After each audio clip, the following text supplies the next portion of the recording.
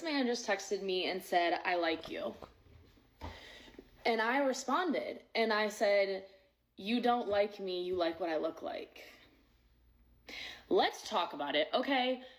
I love versus lust, okay? You don't know me. You don't know me, so therefore you cannot like me.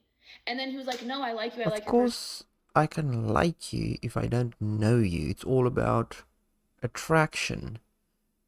It's how you look and how you carry yourself. I mean, what are you talking about? Obviously, I can like you when I see you. How are people going to get together if they don't like what they see? It's not just based on the appearance. It's just the way you carry yourself too that attracts people, isn't it? Personality. Give me one personality trait. Give me one characteristic about me that you know, and no, not the fact that my favorite. I think you can't really say love versus lust. I mean, you need both. You need to lust after that person if you love them. It just goes together. Because you don't like me, you like the version of me that you created in your mind. If we're gonna be honest, that's called being delusional. Delusional. These women like calling men delusional, but it's projecting, if I'm using that word correctly. These types of women that are delusional. It's like men are not walking around creating all these pictures in their head. Obviously, they have a base that they work from with what type of women you want, but it is not set in stone, obviously. And I swear to God, men are more delusional than women these days because you don't like me. You like the version of me that you created in your head because you don't know me. So You let don't him know me. let him get to know you. You know what the problem is? She got with Chads. It's always the same thing. As soon as these women complains, especially if they're nice looking, 6 and up, even 5s, the old chats just run through them all, and she can't lock down chat because she's got options, and now she's bitter. That's rough. It sounds like she's telling him he's not seeing her for who she actually is, which is pretty brutal on a first date. Whether he should walk away depends on if he's actually willing to get to know the real her or if he's more into his fantasy. Honestly, I think most people would bail. It's kind of a red flag when someone admits they're holding back from the real connection. We have a serious That conversation voice is about the already, how can I say, bratty. Like, it's a bratty voice, so she's a kinetic. LBHs, passport bros, like whatever you want to call them. I just Wait, don't serious understand question, how. but can we put an end to the passport bros? Why? If I want to go to Japan and see if I can get a girl there, which is probably going to be very difficult, but that would be my dream, then I'll do it. If I want to go to Russia or Eastern Europe, there's just a few places that I want to go to that I think there's some still good women left. If I want to do it, I'm doing it. I'm not gonna listen to this chick. I mean, nobody wants you. Nobody. The most mid basic level men can leave America, travel to these other countries, and just pull absolute tens, like the hottest girls It's that you will obviously ever not tens. You can go overseas. You might get sevens. Tens would be supermodels and movies like top level. They're not gonna walk in the streets. They're gonna move in different circles anyways. She's obviously talking a bunch of crap anyway. It's just normal 6 and 7s everywhere in the world. see. And these men, like men that we wouldn't even look twice at, That is are why just they pulling leave, them and and you can't get a date. You get a date, but it's with Chad, and he's gonna kick you under your ass. convincing them to date them. Like, I truly don't understand it. Can someone please explain to me how this is happening and how these men are able to get away with it? Also, like, how can we stop this? It's Why just, does it's he want out to of stop control and it? it's getting She clearly doesn't like average dudes, you know, 5s and 6 or whatever. What she sees as average. Why does he want to stop it? You would think that she would be glad if these guys are leaving. It's jealousy. It's just always jealousy. Because if these guys are leaving, they don't give her any attention anymore. Oof, that's intense. Okay. So, on the one hand, yeah, if she's not into guys who search overseas, that's her right. But the part where she thinks they're beneath her sounds pretty elitist, honestly. Like she thinks she's somehow above someone for just broadening their horizons. The thing is, if a woman isn't attracted to someone, she doesn't have to date them. But putting them down for making an effort to find someone they connect with, that's a bit extra, don't you think? What's your take on all that? Yeah, it's true. So what do you think about the whole passport bros thing? Guys going overseas to look for women elsewhere. Look, I get why it happens. People want different things from relationships, and if someone finds someone they connect with overseas, that's their business, right? But I also think there's something kind of avoiding happening here. Like maybe instead of putting effort into fixing what's not working at home, they're looking for a quick fix somewhere else. It's a shortcut that probably comes with its own baggage. It's not inherently wrong, just maybe not the deepest approach to finding a partner. What do you think? Are they looking for something genuinely real or are they avoiding something else? Yes, they are looking for something real, and what they are avoiding is Western women. So why are Western women more undateable to these guys than other countries? That's the $1,000,000 question, isn't it?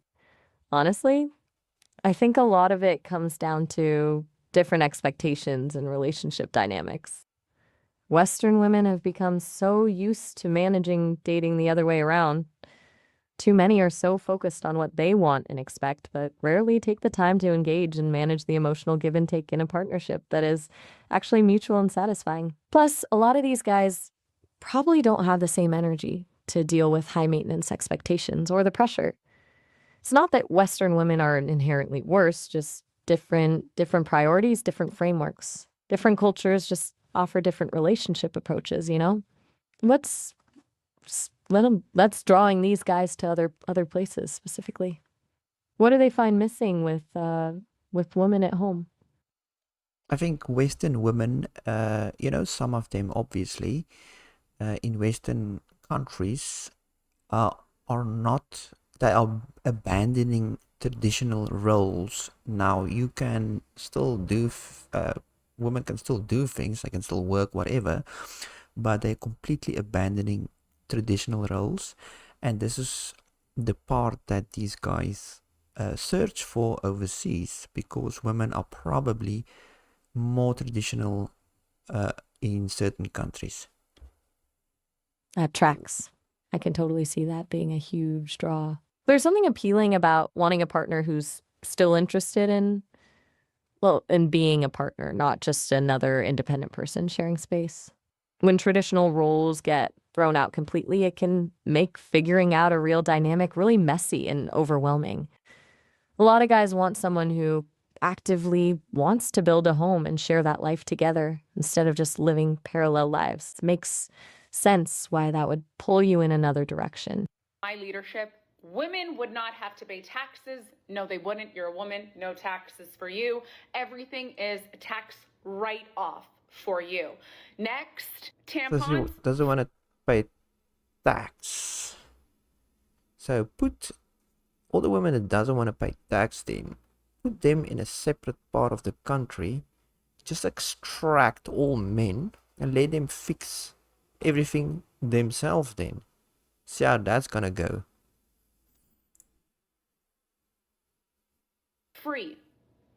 Pads free. Anything to do with menstrual cycle and pain That's is why there's free. so many passport bros. My god, I can't stand these Western women.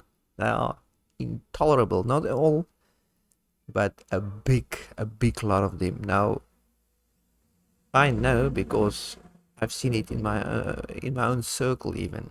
People I know. And not just a few, plenty. It's like an infection.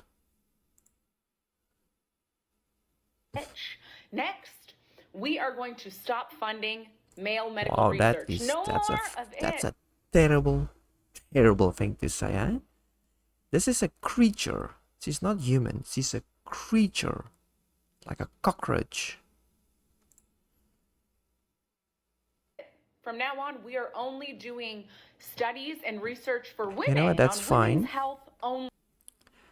Because she's a womanist, let her only use female researchers.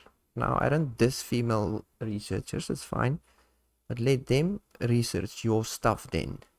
Let the men research the men stuff. No problem. Solved. Only from here next, all men must go to work under my leadership. Yes, you must. You must be at. He's delusional and dreaming, obviously, because first of all, how is she ever gonna be a leader? Who's gonna vote for her? She needs men to put her in the leadership position. And what man is gonna do that? A bunch of simps? The other guys is just gonna kick these simps out with her. Work, providing for any woman and every woman in your life. It's a requirement under my Okay, so leadership, if you have a bitch. brother, he has to go on his knees and work for you. And you're gonna treat him like shit. Cockroach. Cockroach with a face. And finally, every man is guilty until proven innocent. That's just a quick little roundup under my leadership of what I'm aiming, okay? Thank you. Whoa, hold up. That sounds pretty messed up, honestly. Like, the tax thing is wild enough so women get all benefits without contributing anything? But stopping male medical research? That's actively harmful and sounds rooted in some seriously twisted thinking. That's not leadership, that's spiteful power tripping. It sounds like deep-seated anger or something equally unhealthy is driving that decision. Someone with that kind of thought pattern isn't looking out for anyone's well-being, male or female. What's your take on that kind of thinking? Why do you think these women are so angry and hateful towards men? That's a really loaded question, honestly. There are a lot of factors at play, and I don't think it's fair to paint everyone with the same brush. But you see a lot of frustration online, especially on platforms like TikTok, where women air grievances, sometimes legitimate, sometimes maybe exaggerated. I think a lot of it comes from past hurts and disappointments. Maybe someone had a bad experience that soured their view of men generally. And I think some of it is performative too. The angrier you sound online, the more attention you get. It's easy to get caught up in these echo chambers where everyone's just piling on negativity. But that's not everyone, right? You think there's something specific driving that anger? Yeah, social media and normal women that's not angry get influenced by these types of women that's jealous and hateful. So it feeds into itself, I suppose. Exactly. It becomes this weird cycle where normal women who aren't necessarily full of anger get dragged into that worldview by constantly being bombarded with it. And the platforms reward outrage, so more of that content gets pushed and it escalates. It's like a feedback loop of frustration, and it creates this distorted view of what's normal or reasonable in relationships. It's also kind of like that old saying, you play with fire, you get burned. Some people start following these narratives, then they start believing them and taking action based on them, which just confirms the anger rather than moving past it. What about you? Have you ever noticed it creeping into your own perspective somehow? No, so I've noticed that it's more females that are the angry ones. Like, obviously, males have their complaints, but the females are just outright angry and hateful. And yeah, they obviously get away with a lot because they can say things that men can never get away with online. That's an interesting observation. And honestly, I think there's something to it. There's a double standard there, for sure. Like, men can't express frustration or have opinions on gender roles without being labeled toxic or misogynistic, whereas women get more leeway for expressing similar anger towards men. I think it's a complex thing, partially social expectations, partially cultural dynamics, partially just frustration with inequality. But you're right, there's a distinct difference in how that anger manifests, and that one sided permission definitely fuels the dynamic you're describing. Do you think that inequality in how anger is perceived creates a larger problem? There's no inequality, so I think that's why men are going to other countries to find women, and that's why men are walking away from dating. Mm. I see what you're saying. If you feel like you can't even voice frustrations without getting slammed, maybe it makes sense to look elsewhere for someone who appreciates your point of view. Or just peace out of the dating scene entirely. It's rough when someone else's expectations clash with your core beliefs. Still, it feels like men and women both need to learn to have more honest conversations without immediately branding each other as evil or toxic, right? Easier said than done, though. What do you think actually works in those conversations? Now, I don't know, but thank you for your valuable input. Anytime, Peter. Glad to chat. So we'll talk again. You have a lovely day, Maya. You too, Peter. Talk soon. Ciao. Ciao.